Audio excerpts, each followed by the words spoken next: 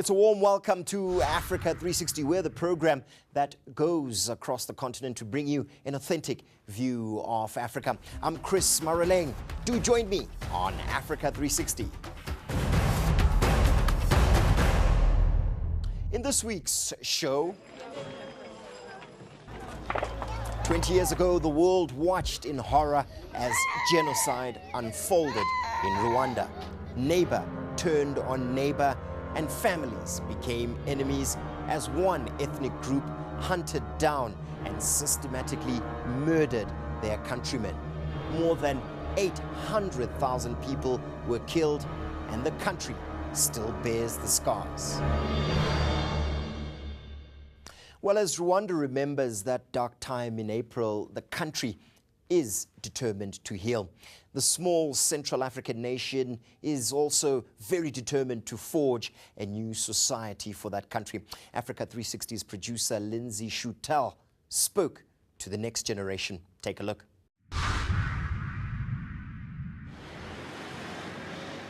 Rwanda has two very different faces. The one it shows to the outside world is of a budding economic powerhouse with its tech-savvy citizens. The other is a deeply scarred country, struggling to come to terms with its horrific history. For centuries, there has been another divide, that between Hutu and Tutsi.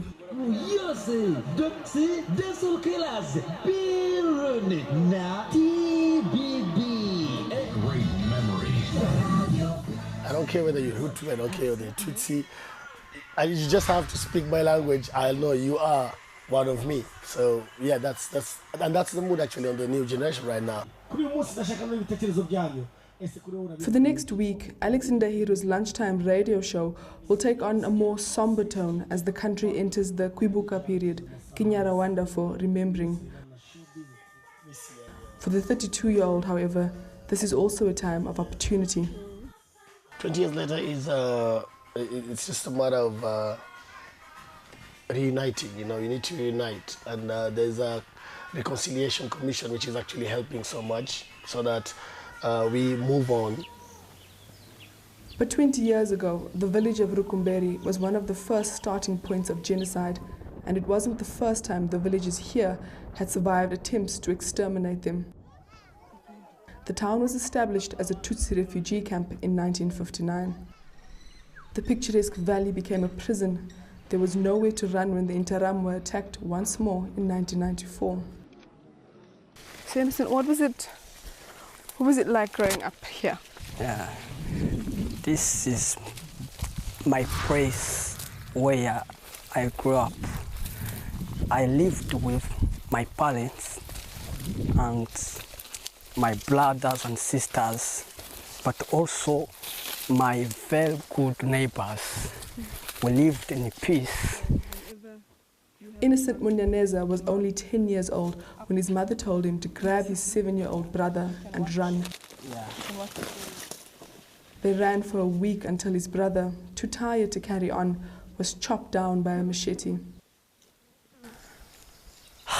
It was very pain. It is a pain for me to see my brother killed. Yeah, it was very painful. His mother, 3 sisters, and 1-year-old niece were all hacked to death. Nothing remains of his village. There are trees and birds, but you can't find a friend. You can't find a parent. So how can it be beautiful? Like every other young person in the country, Munyaneza and Ndahiro completed Ingando, a compulsory national youth service. Rwandans are taught how to use a gun and how to rebuild their country. Ethnic identity is actively discouraged. And Rwanda's president, Paul Kagame, teaches the final masterclass, a blueprint for national success he calls Vision 2020. That vision has yet to reach everyone, though. Munyaneze painstakingly completed a degree in public administration, eager to be a part of his country's transformation. I finished my studies in 2011, it means that I am unemployed over 3 years. Yeah, I have no job, but I'm searching for it, and I hope one day I get it. In bustling Kigali, that hope has seen high-rise buildings replace the ruins of genocide. So Alex, when you came back in 1998 to Kigali, what was the city like at the time? The city was not good at all. At all. It was like, I can call it a slum or something, but it was not a city. You can never call it a city. Like the tallest building, like this is an example of like the tallest building in Kigali by then. But by now, you can also see it has moved on. Rwanda has one of the fastest growing economies on the continent. Have you and other young people been able to tap into that success? We're better known with the genocide. Like you go to all this world, you go to any country, they know Rwanda as a genocidal part of it, but they don't know what Rwanda is. So Vision 20 to me, it's like we're taking Rwanda to another level. We're moving on from the genocide to another level of Rwanda. Like we are people too. We are human beings actually. That humanity relies on reconciliation. But how simple is it to forgive when mass graves are a constant reminder of the pain? To remember is my life. It is not every day, but usually I saw them in dreams. Yeah, I saw them, but no matter, it has been like my life. How do you forgive? Oh, I didn't see anyone coming and telling me to forgive him. But with my heart, as a Christian, I forgive everyone. I live with them. I studied with them. We can share everything because I do not even know who killed my parents. But to be safe and to continue living peacefully, I forgive. As Rwandans remember and forgive, it is clear there is still much healing to be done. Lindsay Schutel, Kigali. After the break, we ask how a country goes on after such a great tragedy, as we remember the Rwandan Genocide 20 years on. And that's only on Africa 360. My 2 sisters and my 2 brothers and my mother, so were killed the same day where they sought refuge around where we used to stay.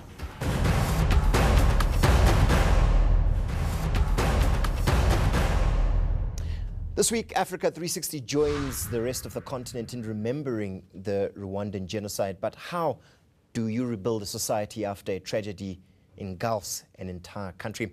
And indeed, how do the people trust each other, their leaders? How do they trust them? Is Rwanda's reconciliation real? To help us unpack a lot of these issues, joining me in our studios now is in Johannesburg is Bonaventure Kageruka. He's from the South African Holocaust and Genocide Foundation, and he's a survivor of the actual genocide that occurred in 1994. And joining us from our Pretoria studios, we have Professor Shadrack Gutto, who is from the University of South Africa. Prof. Gutto, thank you so much for joining us here on Africa 360.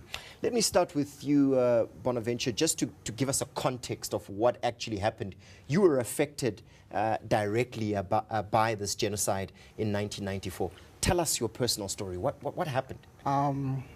When the genocide started, my father was not around, so my 2 sisters and my 2 brothers and my mother, so were killed the same day where they sought refuge around where we used to stay. So myself, I was lucky not to be around. I was somewhere studying, and I managed to survive and to escape. Now, when we think of a genocide, you know, we normally think of soldiers or people who are unknown to you and your family coming, maybe perpetrating this crime. Was this the case? Or was it really an incident of people you had known for a long time, neighbors maybe, who committed these heinous crimes against you? Not truly. The genocide was well planned, you know. It is like a bad process. People were prepared to kill and were ready to kill. That's what they did. I don't have enough time to talk about the history of Rwanda. Yeah. But it had been happening in Rwanda, people killing each other without justice. So in 1994, that's actually where the real genocide came into action. Let's bring in Prof. Gutto here. Professor Gutto, we've just heard Bonaventure sharing his experience of the genocide in Rwanda. Now, an interesting thing unfolded after the genocide in Rwanda, in that country chose to engage in a judicial process, a process where people would be taken to courts and prosecuted for the crimes that they'd committed during this genocide. Far removed from the experience in South Africa, where it was more towards truth and reconciliation. Can you tell us a little bit about that process? Those who were arrested in Rwanda, some of them went to the normal court. But the important one, where it was to involve the people themselves, the survivors, to meet face to face with those who were committing genocide, the criminals, what was called the Gacaca system of justice, was so remarkable because what it meant was that the people were able to face the survivors. They were able to apologize to them. They were made to work in gardens where the people were watching them.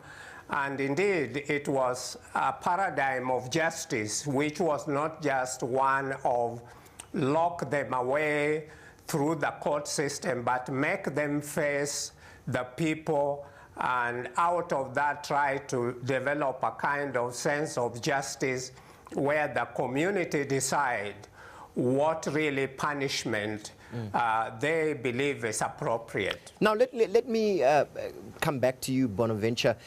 Professor Gutto just outlined some of the provisions that were implemented to try and bring justice to the people of Rwanda who were affected by this genocide. My question to you, therefore, have any or have all of these initiatives to bring about justice for the people of Rwanda actually worked? Yes, in my point of view, like Gacaca, I should say it worked out for, to bring justice we needed. Also, it wasn't like the final justice we need. We still need justice even now. But Gacaca helped us somehow. For instance, the guy who killed my two sisters, he served 12 years. And then we had this kind of parole in Rwanda. So he admitted what he has done. So he was released. Gacaca, it wasn't only justice, it was also a process of reconciliation. They were, they combined together. So for me, I really feel like Gacaca, they did well, done even the International Criminal Court in Arusha, the tribunal, just to, because as we all understand, genocide, it's an event which came and went. Yeah. But Rwanda is still there. We still need to live together as Rwandans, as families. For me, what matters is for us to rebuild our country, morale, and try to move on. So I believe Gacaca, tried to do what I just said. Fantastic. Well, After the break, we talk to Rwanda's representative here in South Africa, and that's His Excellency Vincent Karega. So do stay with us on Africa 360 as we continue looking into the genocide that occurred in Rwanda all that way back in 1994.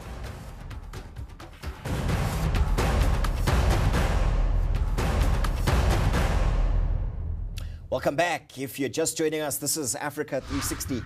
Well, rebuilding Rwanda has been no easy task. The loss of almost every 1 in 7 citizens seems an insurmountable blow, and the political, social, and military impact of the violence left the country in turmoil. Yet today, Rwanda is thriving. So, how did they do it?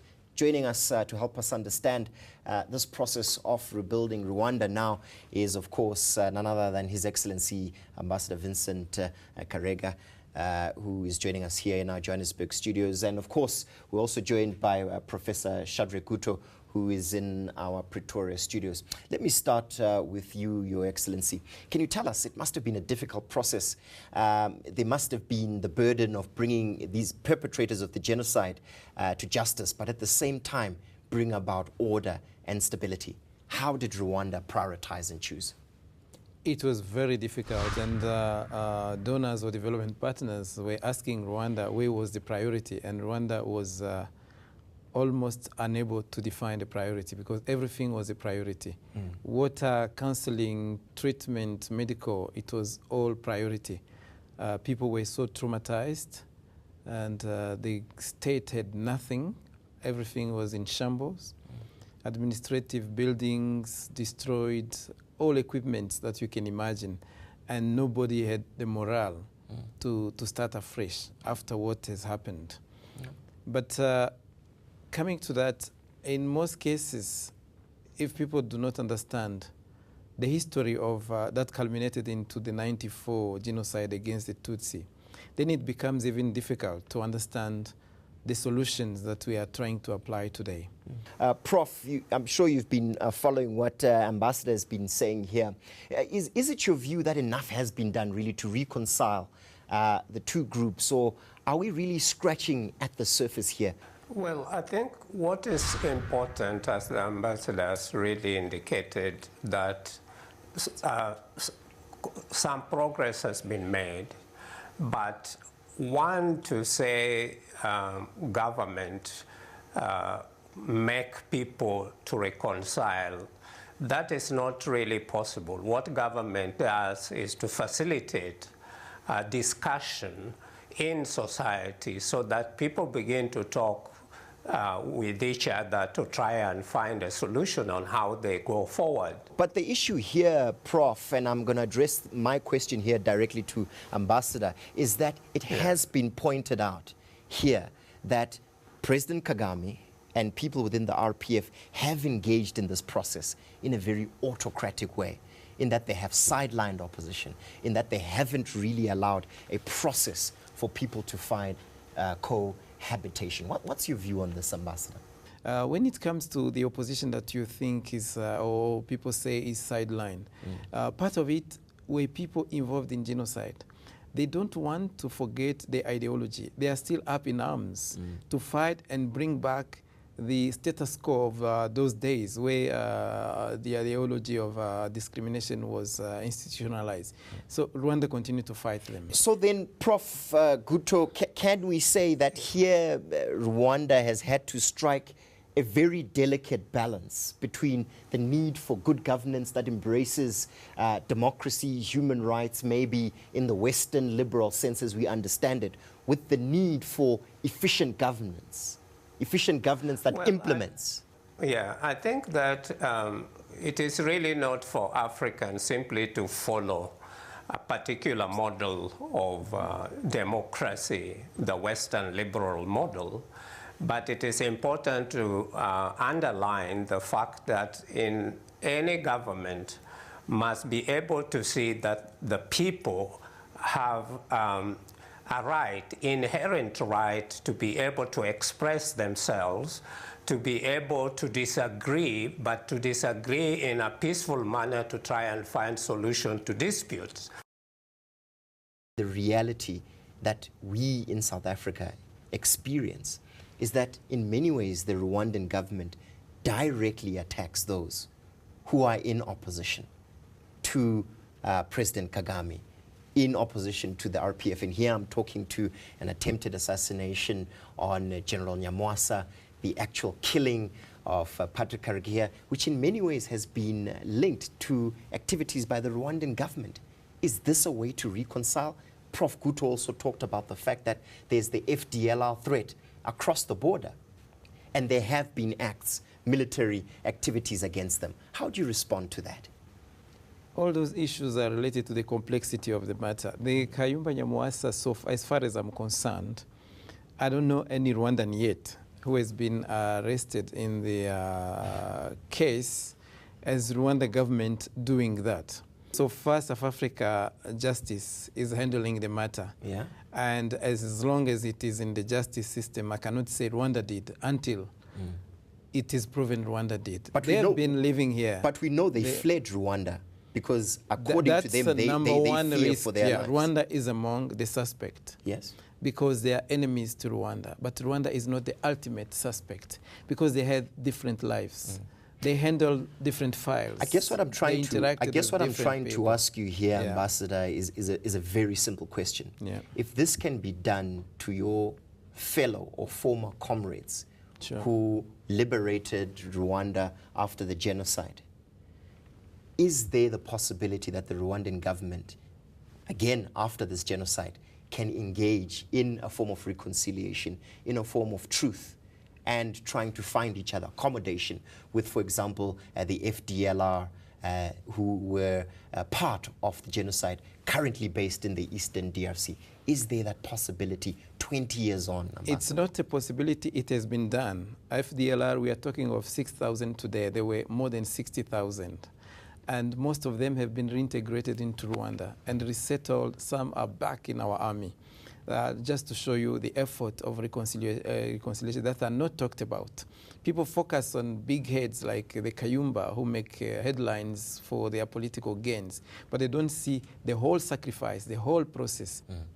Now, Professor Shadrack Gutto, as we begin to wind down our conversation here, what is your prognosis of the situation in Rwanda? Some people say Rwanda is an autocratic government that will ultimately collapse. That is one thesis. The others say that is Rwanda has emerged from the ashes and is destined to develop and become a leader on the African continent. What's your view?